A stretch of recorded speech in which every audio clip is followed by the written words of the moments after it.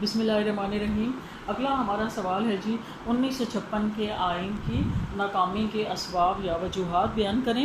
تو پاکستان میں 1956 کا آئین 23 مارچ 1956 کو نافذ کیا گیا تھا، اور لیکن اس وقت کے جو خود غرض عناصر اور بعض بددیانت سیاستدان تھے، بالخصوص صدر سکندر مرزا، جو کہ جن کا مقصد اپنے اقتدار کو طول دینا تھا، وہ اپنے اقتدار کو بڑھانے کی خواہش میں انہوں نے اپنی ذاتی اغراض کی خاطر ملک میں جمہوریت کی ترقی اور آئین کے نفاذ میں رکاوٹیں ڈالی، اور انہوں نے جمہوریت کے خلاف سازش کی اور آئین کو صحیح معنوں میں نافذ کرنے کی کبھی مخلصانہ کوشش ہی نہیں کی۔ ان کی اکھاڑ پچھاڑ اور اصول اقتدار کی کشمکش کی وجہ سے اس وقت کے وزیر اعظم چودھری محمد علی اگرچہ ملکی آئین بنانے اور اس کا نفاذ کرانے میں تو کامیاب ہو گئے، لیکن دستور کے مطابق وقت پر انتخابات کرانے سے قاصر رہے، اور محلاتی سیاست سے مایوس و بیزار ہو کر 7 ستمبر 1956 کو وزارت عظمیٰ اور مسلم لیگ کی رکنیت سے مستعفی ہو گئے۔ یعنی جب وہ کچھ نہ کر سکے تو پھر انہوں نے استعفیٰ دے دیا۔ اس کے بعد حسین شہید سہروردی کی سرکردگی میں ایک مخلوط وزارت قائم ہوئی۔ یہ وزارت بھی آئین کو عملی جامہ پہنانے اور اس کے مطابق انتخابات کرانے میں ناکام رہی، جبکہ سکندر مرزا نے قومی اسمبلی کی اکثریت کی مرضی معلوم کیے بغیر اسے برطرف کر دیا، اور اس کے بعد 2 ماہ کے لیے ایک وزارت قائم ہوئی۔ پھر فیروز خان نون وزیر اعظم بنائے گئے، جو اس جوڑ توڑ کے باوجود سکندر مرزا کو اپنے اقتدار کے بارے میں خدشات لاحق ہونے لگے۔ مطلب اسے یہ تھا کہ کہیں انتخابات ہوئے تو بس میری یہ حکومت ختم ہو جائے گی۔ تو 7 اکتوبر 1958 کو صدر سکندر مرزا نے ملک میں اپنا اقتدار بچانے کی خاطر کیا مارشل لا کے نفاذ کا اعلان کر دیا، اور 1956 کا آئین منسوخ کر دیا۔ پارلیمنٹ اور کابینہ توڑ دی گئی، تمام سیاسی جماعتیں خلاف قانون قرار دے دی گئیں۔ بری فوج کے کمانڈر ان چیف محمد ایوب خان کو چیف مارشل لا ایڈمنسٹریٹر مقرر کیا گیا، لیکن اب پاکستان کا آمر مطلق کے خواب دیکھنے والے سکندر مرزا کے اقتدار کے بھی دن توڑے رہ گئے تھے۔ 27 اکتوبر 1958 کے روز مارشل لا حکومت نے ان سے استعفیٰ لیا اور پھر ان کو ملک چھوڑ کر باہر جانے کی، انگلستان جانے کی اجازت دے دی گئی۔ یعنی وہ خود بھی نہ رہے اور انہوں نے آئین کو بھی چلنے نہ دیا۔ تو اس کی خیر ناکامی کے اور بھی بہت ساری وجوہات ہیں جو کہ ہم یہاں پر دیکھتے ہیں۔ یہ آئین 1956 کا جسٹ 2 سال 6 مہینے اور 15 دن تک نافذ العمل رہا، اور جو مین اس کی وجہ تھی، جو بنیادی وجہ تھی، وہ تو مارشل لا تھا کہ اس مارشل لا کی وجہ سے وہ آئین منسوخ ہوا۔ اس کے علاوہ جو وجوہات ہیں وہ ہم دیکھتے ہیں۔ نمبر 1 ہے جی آئین کی کمزوریاں، یعنی آئین کے اپنے اندر کچھ اس طرح کے ڈرا بیکس تھے، کچھ کمزوریاں تھیں جن کی وجہ سے وہ اس کا باقاعدہ نفاذ نہیں ہو سکتا تھا، مطلب جس کی وجہ سے وہ چل نہیں سکا، اور اس کی سب سے بڑی خرابی یہ تھی کہ اس کا باقاعدہ نفاذ نئے انتخابات کے بعد ہی ہو سکتا تھا۔ ٹھیک ہے، اس دستور میں ایک بڑی خرابی یہ رہ گئی تھی کہ اس میں طریقے انتخاب کا کوئی فیصلہ ہی نہیں کیا گیا تھا، اور یہاں سے اسی وجہ سے پھر مختلف صوبوں کے لوگوں اور مختلف پارٹیوں کے درمیان میں بڑی مدت تک یہ کشمکش چلتی رہی۔ کچھ کہتے تھے کہ انتخابات جو ہیں وہ جداگانہ ہونے چاہیے، اور کچھ جو تھے وہ اس کو مخلوط انتخابات پر زور دے رہے تھے، جیسا کہ مسلم لیگ، جماعت اسلامی، نظام اسلام پارٹی نے جداگانہ انتخابات کے حق میں پورے ملک کی رائے عامہ کو بیدار کیا تھا، مگر عوامی لیگ، نیشنل عوامی پارٹی اور برسر اقتدار ریپبلکن پارٹی ہندوؤں کی حمایت حاصل کرنے کی خاطر مخلوط انتخابات پر زور دے رہی تھی۔ ٹھیک ہے، بلکہ جو جداگانہ انتخاب کے حق میں تھے وہ ملک کے ساتھ سنسیئر تھے، عوام کے ساتھ بھی سنسیئر تھے، لیکن جو مخلوط انتخاب والے تھے وہ ہندوؤں کی حمایت کی خاطر سب کو مصیبت میں ڈال رہے تھے۔ خاصی بحث کے بعد یہ فیصلہ ہوا تھا کہ مشرقی پاکستان میں مخلوط اور مغربی پاکستان میں جداگانہ طریقے انتخاب رائج کیا جائے۔ اسے بھی بعد میں بدل کر پورے ملک کے لیے مخلوط انتخاب کے کا طریقہ طے کیا گیا، یعنی جب کوئی نہ مانا تو پھر سب کے لیے مقبول کا کہہ دیا گیا، لیکن اس طریقہ انتخاب کے جھگڑوں نے بھی 1956 کے آئین کو ناکام بنانے میں اہم کردار ادا کر دیا۔ اگلا ہے جی نمبر 2، قیادت کا فقدان۔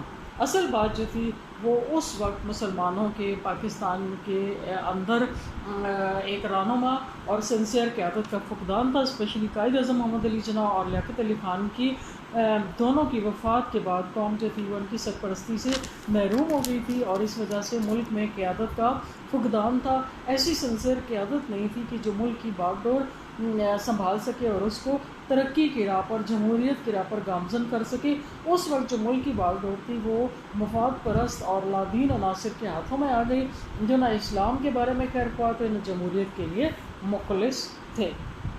اگلا ہے سیاسی جماعتوں کا مذموم کردار۔ کیا پاکستان کے بعد ملک کی اکثر و بیشتر سیاسی جماعتیں صوبائیت کا شکار ہو گئیں اور انہوں نے قومی نقطہ نظر سے کوئی قابل ذکر کارنامہ سر انجام نہ دیا، اور بعد میں سیاسی جماعتوں کی شکل اختیار یہ انہوں نے کیا کیا کہ یہ محض اقتدار پرست افراد پر مشتمل گروپ تھے۔ یہ سیاسی جماعتیں جو اقتدار کے رخصت ہونے پر اس طرح ختم ہو جاتے تھے جس طرح پانی کی سطح سے بلبلہ ناپید ہو جاتا ہے، لیکن یعنی ان کا عوام کی خاطر، عوام کے لیے کام اس وقت تک کرتے تھے، نام نہاد کام، کہ جب تک کہ وہ انہیں اقتدار ملا ہوتا تھا۔ ادھر اقتدار گیا تو ادھر سنسیئرٹی بھی ختم ہو گئی، لیکن سیاسی جوڑ توڑ، محلاتی سازشوں اور پارٹیاں بدلنے کی عام وبا سے ملک میں سیاسی استحکام پیدا نہ ہو سکا، اور سیاسی جماعتوں نے اپنے مذموم کردار کی وجہ سے 1956 کے آئین کو ناکام بنا کر رکھ دیا، ورنہ اگر ملک میں مضبوط سیاسی جماعتیں ہوتی تو وہ دستور کی مشینری کو کامیابی سے چلانے کا فریضہ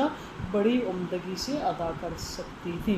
اصل میں سیاسی جماعتیں جو تھیں وہ سنسیئر نہیں تھیں ملک کے ساتھ، ورنہ وہ بھی تو تھے قائد اعظم محمد علی جناح اور لیاقت علی خان، کہ جنہوں نے بغیر کسی آئین کے بھی تو ملک 1 سال چلا لیا تھا، اور بلکہ ان حالات میں کہ جب حالات بہت زیادہ خراب تھے، ملک کے اندر کچھ بھی نہیں تھا، نئے سرے سے سارے کام کرنے تھے، اور آئین بھی اپنا نہیں تھا، اور گورنمنٹ آف انڈیا ایکٹ میں ترمیم کر کے تو اس کو انہوں نے نافذ العمل کیا۔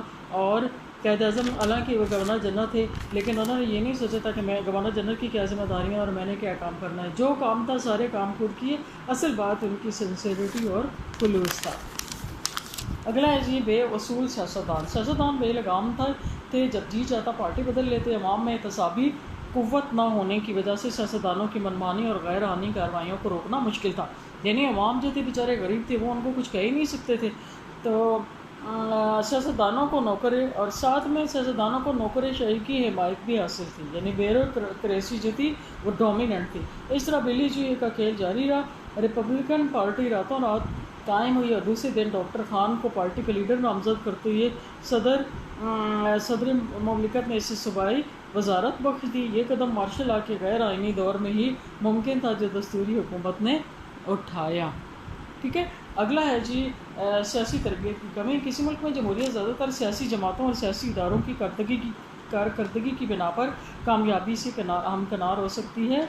دراصل سیاسی جماعتیں ہی عوام کی سیاسی تربیت کرتی ہیں، اور وہی عوام کے جذبات اور احساسات کی صحیح ترجمانی کرتی ہیں، مگر جس ملک میں سیاسی جماعتیں ہی انتشار کا شکار ہوں، وہ عوام کی سیاسی تربیت کیسے ہو سکتی ہے؟ ایک طویل عرصہ تک غلامی کے باعث قوم میں سیاسی شعور پیدا نہ ہو سکا، اس لیے عوام الناس کے اندر بعض آمریت پسند لیڈروں نے یہ سوچ پیدا کر دی کہ اس ملک کے لیے جمہوریت کے بجائے آمریت ہی سود مند ہے، یعنی اپنے فائدے کی خاطر لوگوں کی ایسی برین واشنگ کی کرنے کہا کہ یہاں پر جمہوریت چل ہی نہیں سکتی بلکہ آمریت ہی صحیح کام کرتی ہے۔ اس کے بعد اگلا ہے جی انتخابات کا التوا۔ قیام پاکستان سے 1958 تک ملک میں انتخابات نہ ہو سکے تھے، صوبائی عوام کی طرف سے عام انتخابات کا مطالبہ ہوتا رہا، مگر حکمران اسے ٹالتے رہے۔ آئین سازی کے بعد بھی ملک میں عام انتخابات منعقد کرانے کا جو وعدہ کیا گیا تھا، اسے بھی کسی نہ کسی بہانے ملتوی کیا جاتا رہا، اور اس کی وجہ حکمرانوں کو منتخب دستوریہ کے ذریعے احتساب کا خطرہ تھا۔ اس طرح 1956 کا آئین انتخابات کے ذریعے جانچے بغیر ہی ختم ہو گیا۔ نمبر 7واں ہے جی معاشی عدم استحکام۔ 1956 کے آئین سے قبل مفاد پرست عناصر نے ملک کے معاشی حالات کو بری طرح مفلوج کر رکھا تھا۔ سیاسی عدم استحکام معاشی عدم استحکام کو جنم دیتا ہے، یعنی سیاسی استحکام جب نہ ہو، حکومت ہی اسٹیبل نہ ہو تو پھر وہ عوام کو کس طرح سے لے کے چلے گی، پھر وہ باقی مشینری کو کس طرح. تو اس جب کوئی خرابی ہوتی ہے تو اس کا پہلا اثر جو ہے وہ معاشی اس پر پڑتا ہے، مشینری پر. تو ملک میں رشوت کا بازار گرم تھا. انتہائی جابرانہ معاشی نظام کی بدولت لوگ غربت کی چکی میں پس رہے تھے. امیری اور غریبی کے درمیان نہ بانٹنے والے فاصلے حائل ہو گئے تھے. اسی دوران میں ملک اناج کی قلت کا شکار بھی ہو چکا تھا، یعنی امیر امیر تر تھا اور غریب غریب تر ہوتا جا رہا تھا. لوگ ان تمام حالات کی ذمہ داری حکمرانوں پر ڈالنے کی بجائے جمہوری نظام پر ڈال رہے تھے، جس کا دوسرا مطلب یہ تھا کہ ملکی فضا دستور کے پنپنے کے لیے بالکل غیر سازگار ہو گئی تھی. یعنی وہ بیچارے انوسینٹ عوام تھے، انہوں نے سوچا کہ اس آئین نے ساری کام خراب کیا تو لہٰذا یہی نہیں ہونا چاہیے. حالانکہ اصل بات یہ تھی کہ ان کے حکمران وہ نہیں رہے تھے، وہ جو آئین کے بغیر بھی جو انہیں چلا رہے تھے. اگلا ہے صوبائی عصبیت. 1956 کا آئین جمہوری طریقے سے بنایا گیا تھا، لیکن اس کے باوجود بین الصوبائی منافرت ختم نہ ہو سکی. بعض سیاستدان اسے اپنے ذاتی اغراض و مقاصد کے لیے ہوا دیتے رہے. قومی اسمبلی میں بنگالی پنجابی بنیادوں پر گروہوں نے جنم لیا. ان گروہوں نے آئین کے ذریعے ملک میں اتحاد اور رواداری کی فضا پیدا نہ ہونے دی. اگلا ہے نظم و نسق کی بدحالی. سیاسی انتشار کی وجہ سے ملک کا نظم و نسق تباہ ہو چکا تھا. ملک میں اسمگلنگ، چور بازاری، ملاوٹ، ذخیرہ اندوزی جیسے مولک امراض زوروں پر تھے. عوام کی جان و مال غیر محفوظ ہو کر رہ گئے تھے. عوام سے بے نیاز حکمران بے اصولی کی حکمرانی کر رہے تھے. دستوری طریقوں سے عوام حکمرانوں کا ہاتھ روکتے ہیں، لیکن اس دور میں عوام کی آواز بے آواز ہو کر رہ گئی تھی. ایسے میں مارشل لا کا ہاتھ غیر آئینی ہتھ کنڈوں کو روکنے کے لیے آگے بڑھا اور ملک سے نظم و نسق کی بدحالی کو روک دیا. یعنی ڈنڈے کے ذریعے پھر انہوں نے خود تو ڈوبے ہیں، لوگوں کو بھی لے ڈوبے. جمہوری روایات کا فقدان اگلا ہمارا ہیڈنگ ہے. پاکستان میں نافذ ہونے والے پہلے آئین کی ناکامی کی ایک وجہ جمہوری روایات اور جمہوری اداروں کا فقدان بھی تھا. فقدان کا مطلب ہوتا ہے کمی نہ ہونا. سیاسی جماعتیں، انتخاب، آزاد عدلیہ، عوام الناس میں سیاسی شعور اس معیار کے مطابق نہ تھے کہ وہ دستور کی کامیابی اور تحفظ کی اساس بن سکتے. اس کے علاوہ مخالف خیالات کو سننے کا حوصلہ اور قوت برداشت جمہوریت کا بنیادی وصف ہے. مگر ہمارے ملک میں ہر اختلاف کرنے والے کو ملک دشمن اور ریاست کا غدار کہا گیا، اور حکومت کے معاملات سے اختلاف کرنے والوں کو تشدد کا نشانہ بنایا گیا. اس طرح ملکی سیاست جمہوری روایات کے استحکام کی بجائے علاقائیت پرستی، نسلی تعصبات، لسانی اختلافات و نزاع کا شکار ہو کر رہ گئی. ان حالات میں دستور کا کامیاب ہونا محال تھا.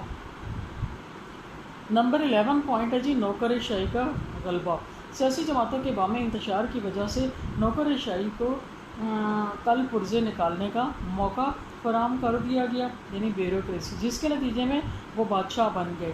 جس سیاستدان کو نوکر شاہی کی حمایت حاصل ہوتی وہ صوبائی عصبیت اور ملکی مفاد کے خلاف سرگرم عمل ہو جاتا. نوکر شاہی کے غلبے نے ہی صدر سکندر مرزا کو ملک میں عوامی نمائندہ اداروں کی راہ روک کر مارشل لا نافذ کرایا، اور 1956 کے آئین کی تنسیخ دراصل سیاسی اور جمہوری قوتوں پر نوکر شاہی کی مضبوط گرفت کا نتیجہ تھی.